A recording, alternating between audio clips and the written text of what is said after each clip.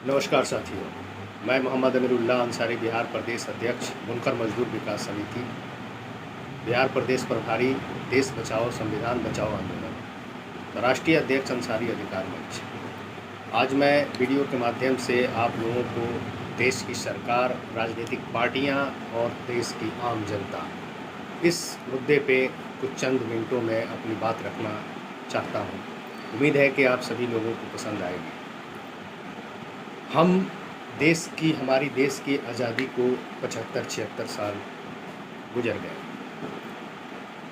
किन वजहों से हम गरीब और होते गए, किन वजहों से हम उन देशों में शुमार नहीं हो पाए जो देश दुनिया के नक्शे में तरक्की और कामयाबी की मिसालें गढ़ रही हैं। कभी हमने ये बात नहीं सोची। हमने सिर्फ राजनीतिक पार्टियों पर भरोसा किया। हमने सिर्फ उन लोगों पे भरोसा किया जो वोट के समय हमारे पास लंबी चौड़ी दास्तान और विकास की, तरक्की की, कामयाबी की लिस्ट लेकर आते हैं। बड़ी बड़ी भाषणों और बड़ी बड़ी वादों से हमें खुश करने का प्रयास करते हैं। बदले में हमें क्या मिलता है, इसके बारे में कभी दिल से नहीं सोचा, कभी दिमाग लगाकर नहीं सोचा।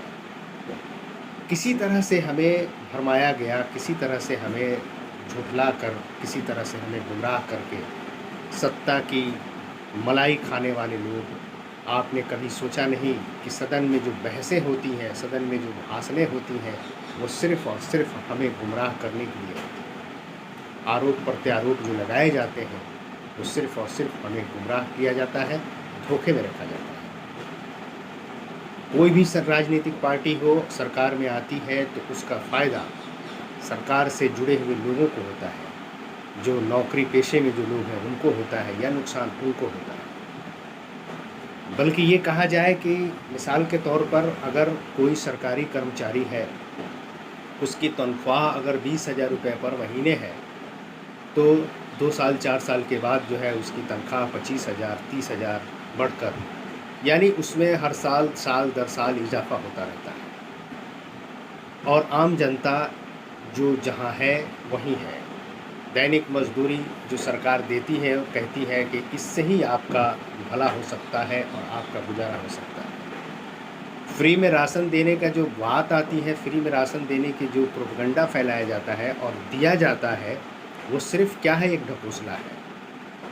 उस फ्री के अनाज को 5 किलो या 10 किलो जो भी आपको अनाज मिलता है फ्री में, कभी हमने ये नहीं सोचा कि उसके एवज़ में सरकार आपसे कितनी ज़्यादा वसूली कर लेती है। मसलन बिजली का बिल आप देते हो, मकान का होल्डिंग टैक्स आप देते हो, ज़मीन का जो मालगुजारी टैक्स होता है वो भी आपको जमा करना होता है, रोड का टैक्स आपको जमा करना होता है। यानी सरकार के द्वारा दी हुई तमाम सुविधाओं का टैक्स आपसे सरकार ले लेती है, उसका फ़ीस आपसे ले लेती है और कहती है कि हमने 5 किलो अनाज देश की जनता में फ्री में बांट दिया।